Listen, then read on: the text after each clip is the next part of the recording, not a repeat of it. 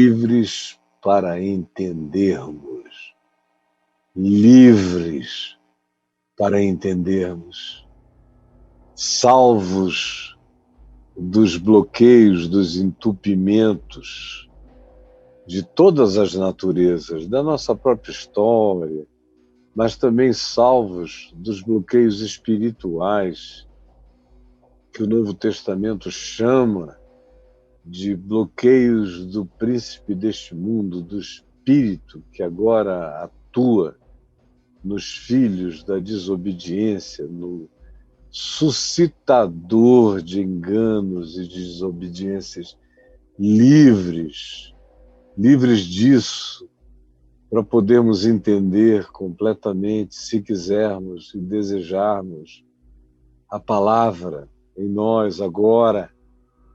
Então, você está vendo o texto de Hebreus, e o Braulio colocará no capítulo 3, nós vamos ler do verso 12 ao verso 19. Depois no capítulo 4, do verso 1 ao verso 3. Está aí para você ler, eu não preciso repetir. E apenas se diz assim, preste atenção. O contexto antecedente desse verso 12 é o escritor de Hebreus nos falando da nossa vocação celestial e que por isso a gente tem que considerar atentamente o apóstolo e sumo sacerdote da nossa confissão, que é Jesus, e que foi fiel àquele que o constituiu. E foi uma fidelidade que não tem comparação. Moisés também foi fiel àquele que o constituiu. Mas o escritor de Hebreus diz em comparação. Não tem comparação.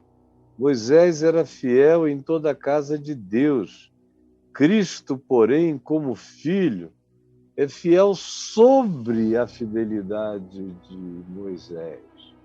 A fidelidade de Moisés é uma fidelidade infinitamente menor, porque ele é um servo na casa e agora a gente está falando do filho sobre a casa. Então, é outro nível. Moisés faz parte linear da história, mas quando a gente chega em Jesus, tudo e todos ficam pequenos diante do que nos é apresentado em Jesus. Ele é o Filho em obediência ao Pai sobre tudo na vida, como nunca antes a vida jamais contemplara.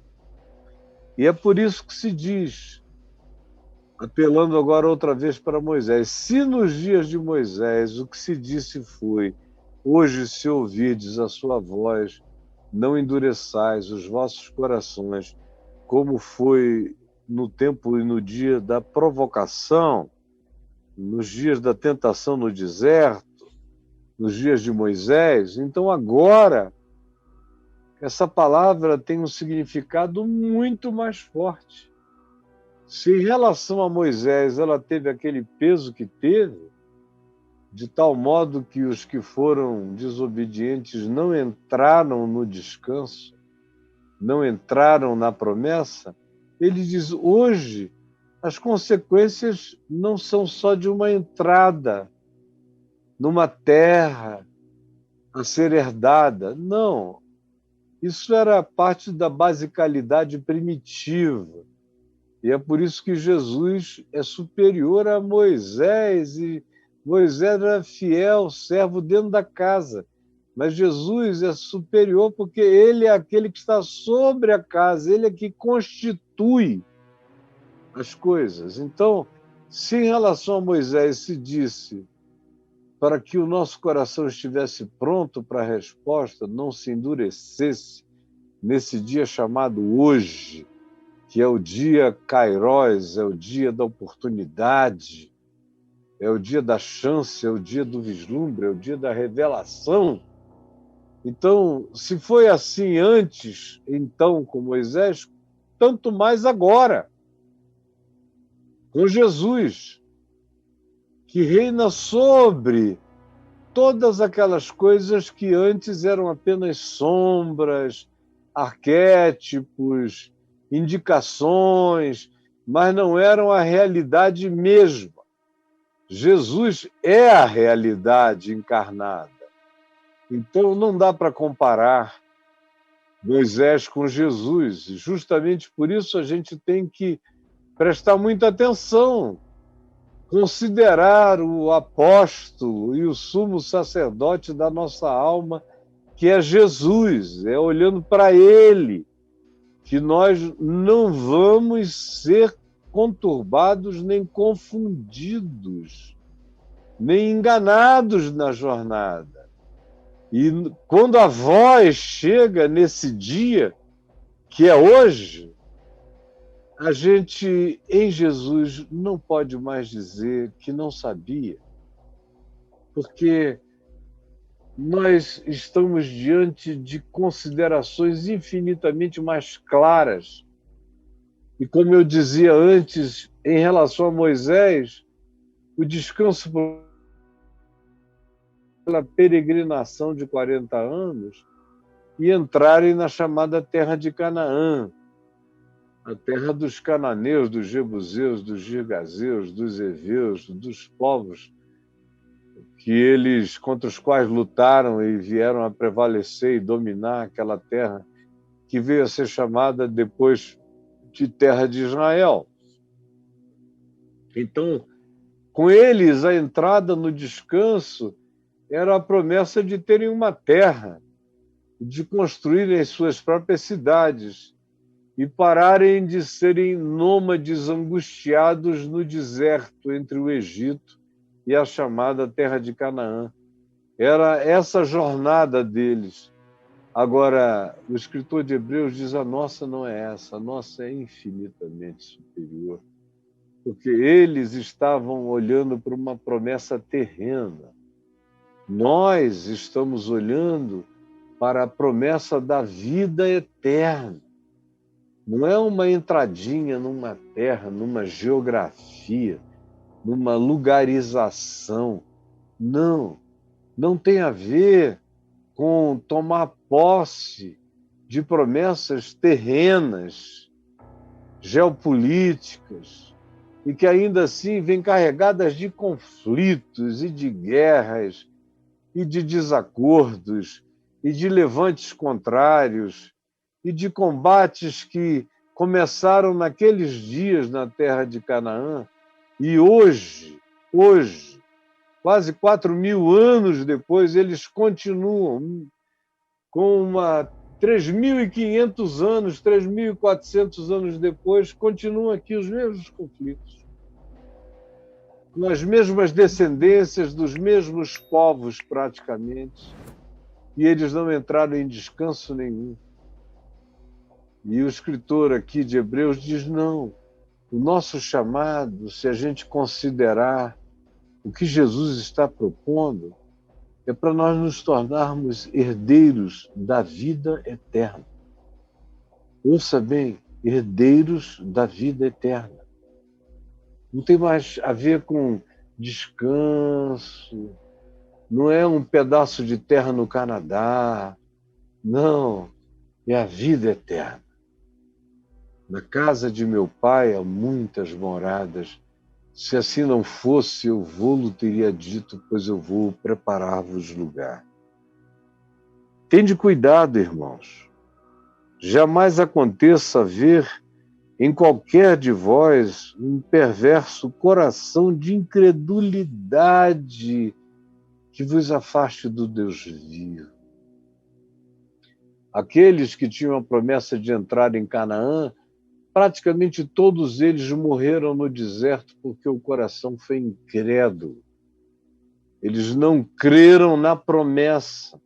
Tiveram medo dos habitantes da terra, dos gigantes que descobriram que moravam na terra, dos filhos, dos descendentes dos gigantescos seres humanos, dos refaíns, dos emumins, de uma quantidade de outros que eram no mínimo do porte de Golias, 3,20 metros para lá, como tinha também Og, rei de Bazã, rei das colinas de Golã, usando a linguagem de hoje, e que dormia numa cama de 5 metros de comprimento e mais ou menos 2,80 metros de largura para ele poder se virar nela. E a cama era toda de ferro para poder suportá-lo, tamanho era o peso do cara. Quando os israelitas ouviram falar que a terra do descanso era habitada por gigantes e por povos poderosos e hostis, eles tremeram, não creram, blasfemaram e rodaram em círculos durante 40 anos, até que toda aquela geração que não creu, que sob a promessa de Deus, com base na promessa, eles entrariam, eles venceriam e eles habitariam a terra, esses todos que não creram morreram e não herdaram a promessa, que não era nada além de uma promessa terrena, geográfica e geopolítica, portanto, longe de qualquer completude significativa. Aí o escritor de Hebreus diz, com Jesus é diferente, porque com ele tem a ver com vida eterna. Não é teologia da prosperidade, ter uma fazenda, 2 fazendas, 3 fazendas, terra grande. Tudo isso ainda faz parte do infantilismo primitivo, das expectativas humanas. Em Jesus, essas coisas pequenas ficaram para trás. Nós agora estamos dizendo, se hoje ouvirdes a sua voz, não endureçais os vossos corações como foi no dia da provocação, porque nós estamos falando não mais da posse de uma terra. Nós estamos falando da vida eterna. Da vida eterna, não é de imortalidade, nem de longevidade, nem de posse. Isso tudo é de um primitivismo enorme ainda.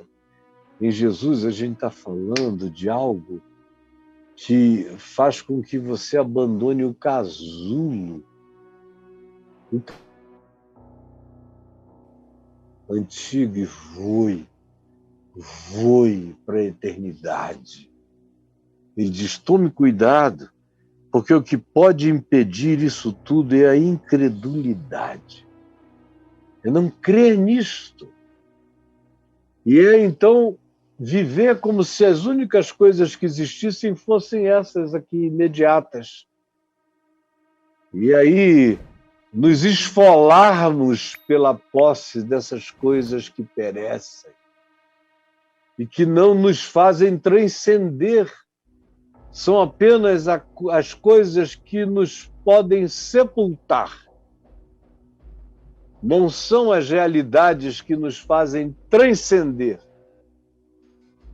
E o escritor aqui de Hebreus diz, tomem cuidado, porque vocês podem, semelhantemente aos de Israel, ficarem tão enredados pelos apelos contemporâneos, quem tem, quem não tem, quem pode, quem não pode, se consegue, não consegue, e se o desafio é grande, se é pequeno, esse desespero que faz a vida ficar reduzida a esse trajeto de uma linearidade curta, à qual a gente não consegue acrescentar 1 metro, por mais ansiosos que andemos, e que tem, todavia, o poder de matar a fé, a alegria, a esperança da vida eterna e nos tornar gente apenas do horizonte imediato, gente da terra plana, que não enxerga nada além dos 20 quilômetros que o olhar alcança num deserto plano em linha reta. Gente que anda no máximo até a sepultura, porque não tem mais nada para além da sepultura. Para essas pessoas que viveram cultuando apenas o que pegam, apenas os que podem guardar nas mãos as riquezas de um tempo. Isso é o que tira de você a vida eterna. Porque a vida eterna é feita de fé, esperança e amor. Quem não vive com fé, com esperança e com amor, está longe da vida eterna. A vida eterna é construída com esses materiais. Você quer viver na vida eterna? Ofereça os materiais preciosos para a construção da vida eterna, da sua. Só material precioso. Escolha fé, esperança, amor, perseverança, fidelidade, bondade, longanimidade, mansidão, domínio próprio. São esses os materiais com os quais a nossa casa espiritual é construída por aquele que disse: vou preparar-vos lugar. E enquanto eu vivo na graça dele, oferecendo todo dia os materiais que resistem ao espaço, ao tempo, e que transcendem a sepultura, e que estão para além dos recursos parcos e pobres da ciência da imortalidade. Esses outros materiais que são aqueles com os quais a Nova Jerusalém é construída, com essas pedras preciosas que estão no fundamento da nossa residência eterna.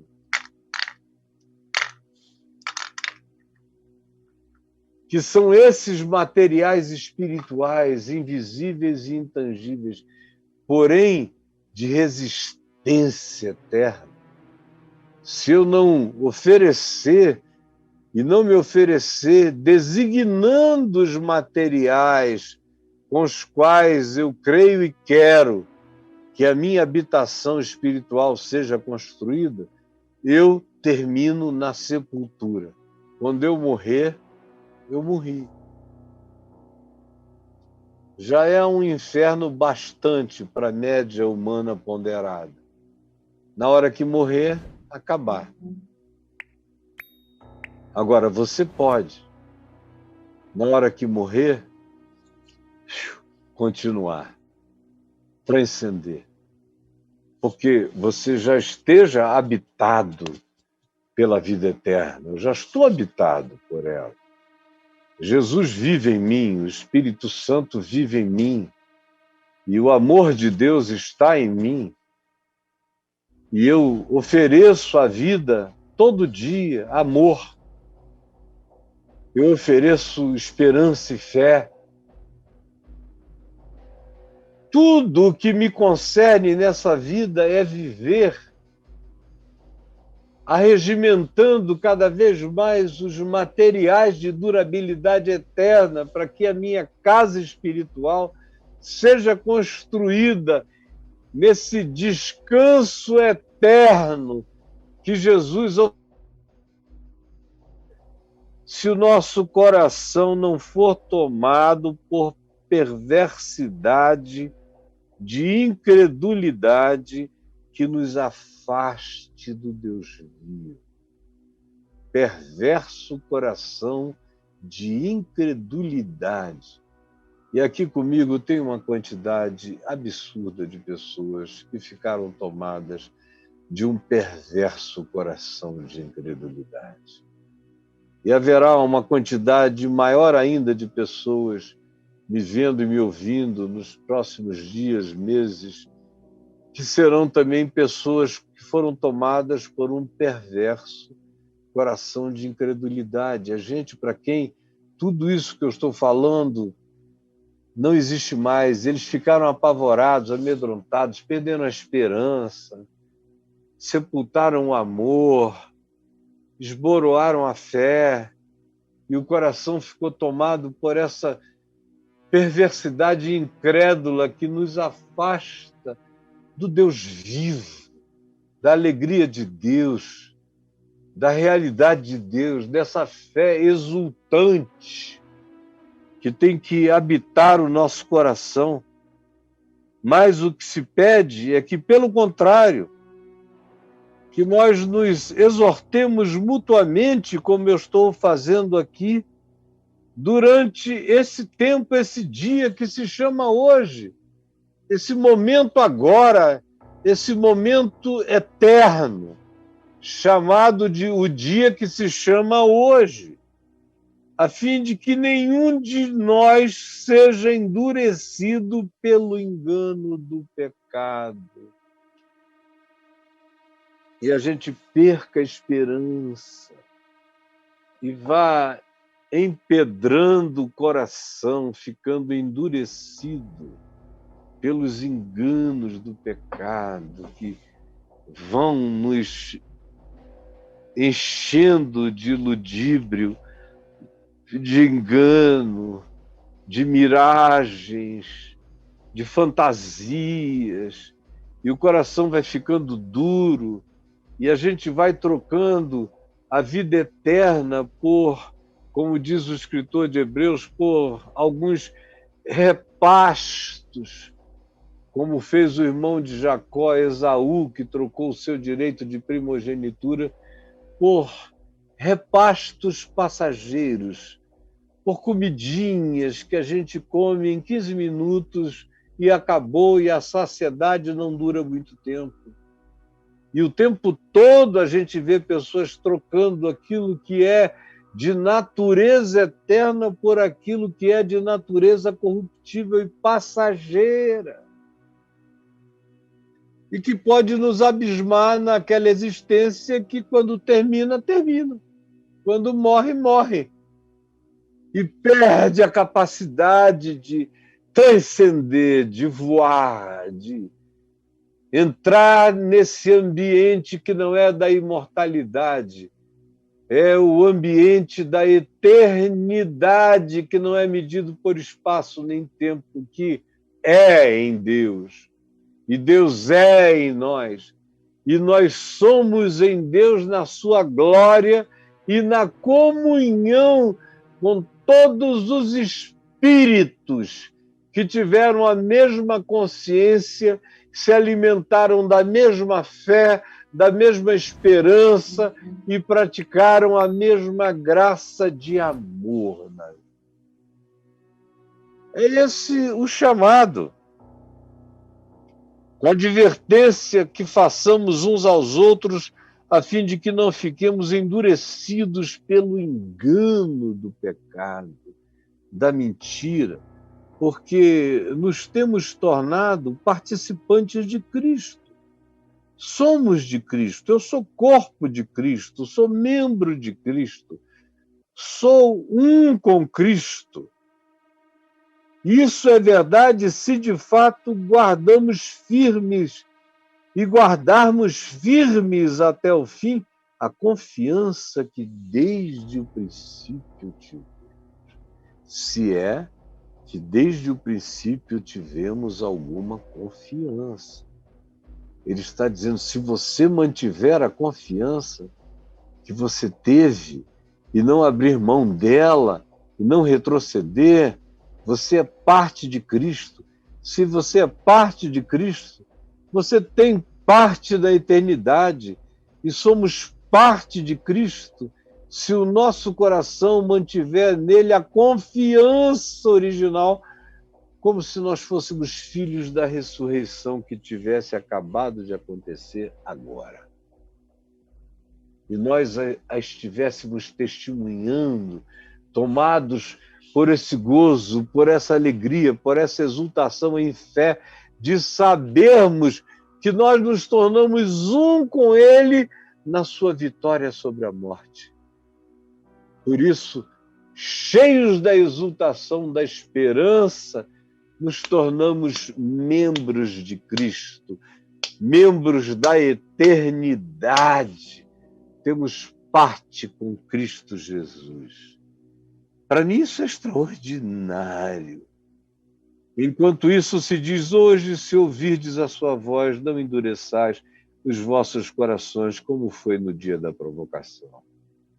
E quem são esses a quem essa palavra é dirigida? Quem são esses que se rebelaram? Aí o escritor de Hebreus diz, abram os olhos, porque são todos crentes. Esses que ouviram essa voz, porque esse é o dia da oportunidade, não endureçam o coração para vocês não ficarem para trás. Ele repete para nós hoje dizendo que a nossa responsabilidade é infinitamente maior do que aqueles que andavam no deserto. Embora aqueles que ficaram para trás no deserto, todos eram crentes do nosso ponto de vista. Eram crentes. Foram os crentes que não tomaram posse da terra da promessa, porque se tornaram crentes incrédulos. Eles eram membros do povo de Israel, eles andavam com Moisés, com Josué, eles comeram do maná, eles foram batizados na travessia do Mar Vermelho, eles comeram a carne das cordonizes, eles foram alimentados por águas que brotaram da rocha. Eles experimentaram isso tudo, eles viram milagres, mas o coração deles foi incrédulo e não tomou posse pela fé das promessas naquele dia chamado hoje. O coração deles retrocedeu pelo medo e pela perversa incredulidade. Eles não entraram, não tomaram posse do que lhes era dito como palavra daquele que não sabe mentir.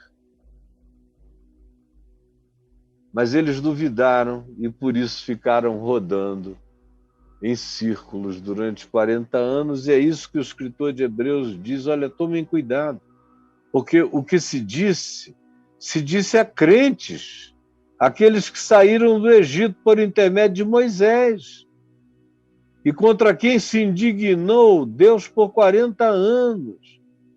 Não foi contra os que pecaram, cujos cadáveres caíram no deserto. Não foram os crentes que deveriam entrar, mas não entraram. Não foram esses que tinham a promessa e que abriram mão dela pela dureza da desobediência no coração. Vemos, pois, que eles não puderam entrar por causa da incredulidade. É a incredulidade que nos impede de entrar, de tomar posse, de não vermos gigantes que nos possam apavorar. É essa presença da eternidade nos animando, é que nos dá o poder de olhar para todo e qualquer desafio à nossa frente e os considerarmos mínimos. Os gigantes se apequenam, os fortes se enfraquecem, porque o nosso coração está tomado de uma força maior.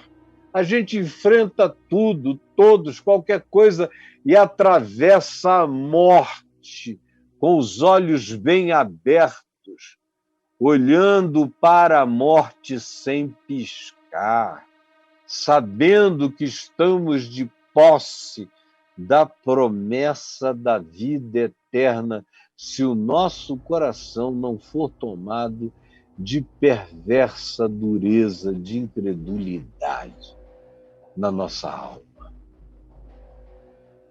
E aí, lembrando, essa exortação é feita aos crentes, que foram aqueles que tiveram todos os benefícios, mas que se tornaram temerários e o coração perdeu a alegria da palavra da promessa. Perdeu o primeiro amor do encontro com a libertação que nos foi proposta. E aí, com o murchamento do coração, o que o escritor de Hebreus diz é: vemos, por causa de tudo isso, que não puderam entrar em razão da incredulidade.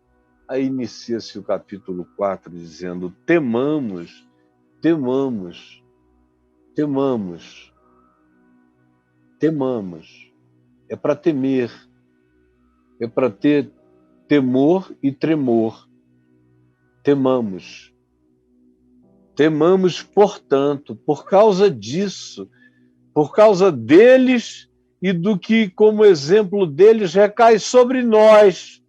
Temamos, portanto, que, sendo-nos deixada a promessa de entrar no descanso de Deus, suceda parecer que alguns de nós ou que alguns de vós tenham falhado, não tenham conseguido.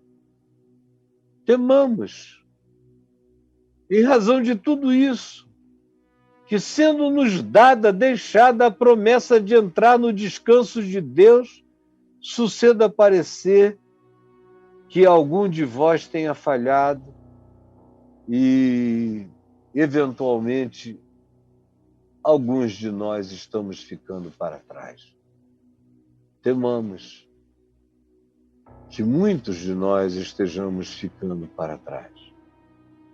Gente que perdeu completamente o olhar da vida eterna, gente que só pensa em política, em ideologia, no lado poderoso, no lado derrotado, quem vai conseguir, quem não vai conseguir, nas causas temporais, se vacina, não vacina, nos ódios estúpidos, nas incredulidades burras. É gente que só vive no meio disso aqui, não tem nenhum olhar para além do imediato, que é justamente o olhar para a gente ter a capacidade de olhar para a vida com fé, esperança e amor e tratarmos o próximo e a existência com a luz desse olhar da eternidade que nos corações de milhares e de milhões se ofuscou, se tornou treva.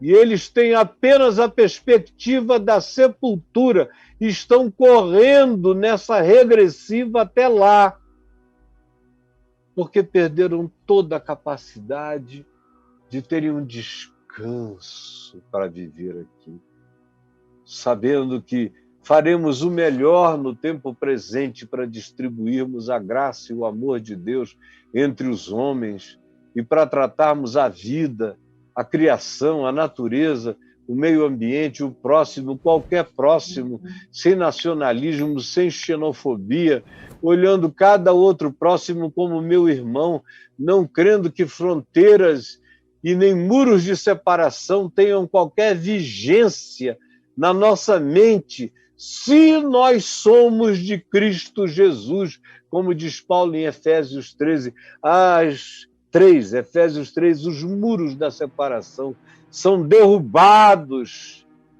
E aí essa coisa de quem estava distante, quem está perto acaba, porque de todos ele faz um e ele não reconhece pedigree em ninguém. O único DNA que ele reconhece é aquele que vem com a marca da cruz,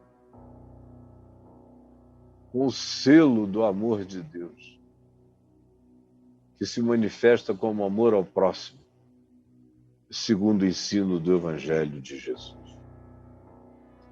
Porque também a nós foram anunciadas as boas novas, como se deu com eles no deserto. Eles estavam ouvindo uma boa nova, um evangelho de libertação do Egito para uma outra terra onde eles poderiam ter descanso, se o coração deles não duvidasse. Por isso se diz, também a nós foram anunciadas as boas novas. Mas a palavra que ouviram não lhes aproveitou no passado e pode não ser proveitosa para nós no presente, visto não ser acompanhada pela fé. Você me ouve aqui todo dia, mas se essa palavra não for acompanhada pela fé, ela está morta. Ela não faz você entrar em lugar nenhum. Não faz. Para ela produzir alguma coisa, ela tem que ser acompanhada pela fé. A palavra sem fé está morta. A fé sem a palavra nem se levanta. Mas é a palavra da fé o que nos dá o poder de atravessar a própria morte, de não temer coisa alguma, de resistir a tudo. Resistir a tudo. Essa palavra da fé que se arrima no Evangelho é que tem o poder de nos tornar resistentes para encararmos tudo. Seja tudo o que tudo venha a ser, por meio desta palavra, eu enfrento tudo. Por outro lado, se essa palavra não se fizer acompanhar de fé, ela perece, fenece, se esboroa, ela perde a vida, ela se transforma num eco que vai ficando cada vez mais distante até que desaparece do nosso ser, da nossa alma. Como tem acontecido na vida de tantos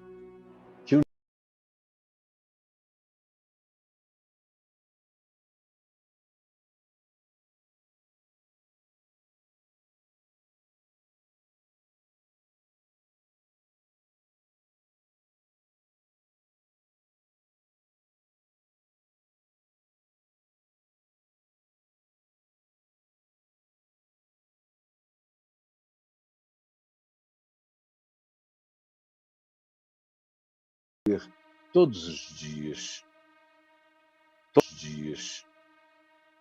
Tomem cuidado, porque essa palavra, essa boa nova, esse evangelho, não lhes aproveitou, visto não ter sido acompanhada essa palavra pela fé naqueles que a ouviram. Não adianta ouvir se você não a fizer ser acompanhada pela fé. E agora olha bem para mim aqui, olha bem para mim. Quando essa palavra é acompanhada pela fé, é porque ela é praticada. A fé só é verdade quando ela se transforma em prática, porque a fé sem prática é morta. A fé sem obras, a fé sem prática, a fé sem fruto, a fé sem manifestação coerente do que ela seja, não é fé. Ela não é fé. A verdadeira fé não é feita de gritos nem de histrionismos. A verdadeira fé dá fruto. A verdadeira fé produz prática coerente, consequencial.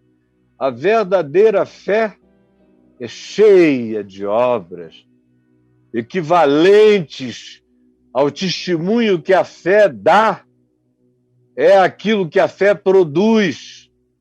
E essa verdadeira fé só produz obras, só produz fruto, só produz com ela própria, se ela se manifesta na esteira do amor, se ela se efetiva pelo amor, porque sem amor, a própria fé não passa de gritos e de histrionismos. A fé verdadeira pode vir no silêncio absoluto. Ela vem na esteira do amor e ninguém deixa de ver, de enxergar e de reconhecer seu fruto. Se não for assim, não é fé e está morta. É como um corpo sem espírito. Assim, a fé que não se faz acompanhar de amor, de prática e de fruto coerente com o seu anúncio, com a sua esperança em fé. E assim se diz, cuidado, porque essa palavra boa nova só é aproveitada aproveitada quando ela é acompanhada pela fé. A boa nova não é aproveitada sem fé. Não adianta ouvir, você não vai ficar prenho dela se você não deixar que a fé engravide o fruto do Evangelho, crescendo até desabrochar de dentro de você como prática de vida, como manifestação do amor, como alegria na esperança, como certeza de vida eterna. E aí se conclui por hoje aqui para nós assim: nós, porém, que cremos, entramos no descanso. Nós, porém, que cremos, entramos no descanso. Significa que o que quer que eu ouça de ruim, desagradável, chato, trágico, complicado, não me produza mais nada, eu me tornei um ser desenervado? Não, eu continuo a ter nervos, eu continuo a dar respostas às coisas que me chegam com coerência, mas eu não ando mais ansioso. A fé tirou aquela ansiedade horrorosa de mim. Meu coração está cada dia mais pacificado, acalmado, cada dia mais assentado no descanso, cada dia mais habitado pela eternidade, cada dia mais certo de que a bondade de Deus reina sobre mim e que todas as coisas conjuntamente cooperam para o meu bem, porque eu amo a Deus e manifesto esse amor amando o meu próximo, perdoando o meu próximo, incluindo o meu próximo, sendo empático para com o meu próximo, buscando entendê-lo, discerni-lo, compreendê-lo, acolhê-lo, ajudá-lo, ensiná-lo, ser paciente, ser benigno, ser alegre com a justiça e não com a injustiça, me alegrar com os que se alegram, chorar com os que choram. Esse é o resultado do amor de Deus em mim. É esse amor de Deus em mim e esse amor por Deus em mim, na prática do amor na direção do meu próximo, que faz com que eu tenha certeza de que todas as coisas estão cooperando para o meu bem. Essa história de que o universo conspira em meu favor é uma versão muito barata e adaptada aos tempos presentes e que empobrece o significado pessoal da afirmação que diz: pois todas as coisas cooperam para o bem daqueles que amam a Deus, daqueles que se alinham na vida segundo o seu propósito. Essa é a palavra. Essa é a palavra do descanso, essa é a palavra da vida eterna. Essa é a palavra da paz, essa é a palavra da boa nova, essa é a palavra da segurança, essa é a palavra deste dia, chamado hoje, para quem quer que deseje tomar posse desse descanso.